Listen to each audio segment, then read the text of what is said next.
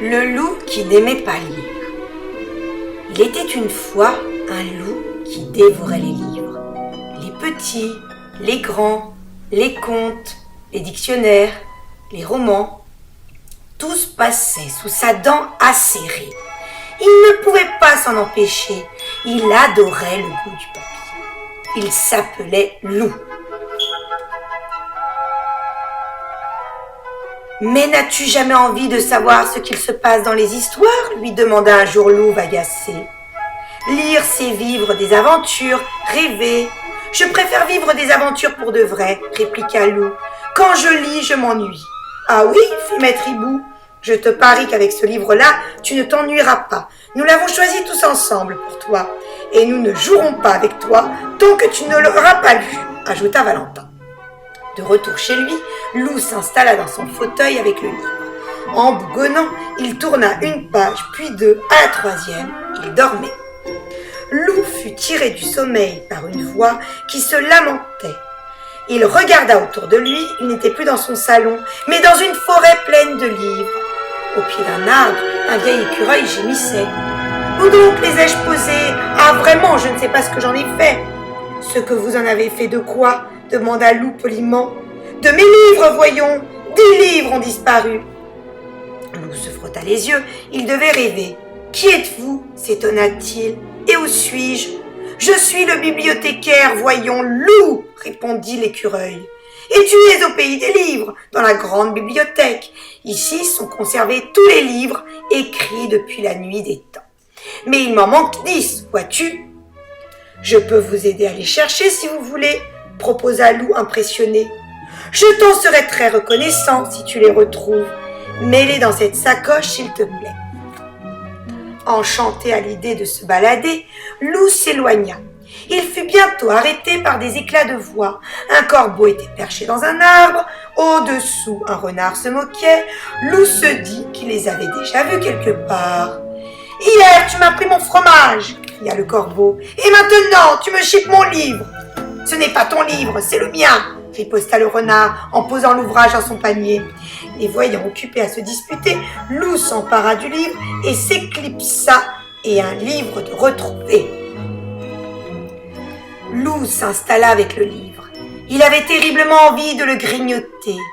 C'est alors qu'un lapin blanc, très pressé, portant une montre à gousset et un livre sous le bras, passa devant lui. Il disparut dans un terrier en murmurant « Par mes oreilles et mes moustaches, je suis en retard, comme je suis en retard !» Sans hésiter, Loup le suivit. Il parcourut un long tunnel et déboucha dans une pièce pleine à craquer. Il y flottait une délicieuse odeur de pain grillé, de beurre et de crème à la vanille. « Bienvenue au pays des merveilles !» le salua le lapin. « Pourquoi me suis-tu ? Je cherche les livres que le bibliothécaire a perdus. Il me semble que tu en as un. » « Celui-là, fit le lapin. Il parle d'Alice et de moi. Passionnant. Il est à toi si tu prends le thé avec nous. » ajouta un drôle de chat qui souriait de toutes ses dents. « Et de 2 !» pensa Loup en glissant le livre dans sa sacoche. Puis il s'installa à table. Tout ceci avait l'air très appétissant.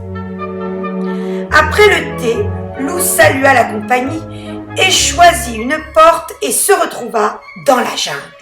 Il fit quelques pas et fut presque déçu d'apercevoir 2 livres abandonnés sur un rocher. Décidément, ces livres étaient trop faciles à trouver. 2 plus 1, ça fait 3, plus 1, 4, s'exclama Loup avant d'être bousculé par un garçonnet chevauchant une panthère noire. « Si j'étais toi, je ne resterais pas là !» lui cria la panthère. « Shere-Khan le tigre est à nos trousses !» À ces mots, un rugissement terrible retentit, si terrible que Loup en demeura pétrifié. « Grimpe à cet arbre, vite !» ordonna une voix tombée du ciel.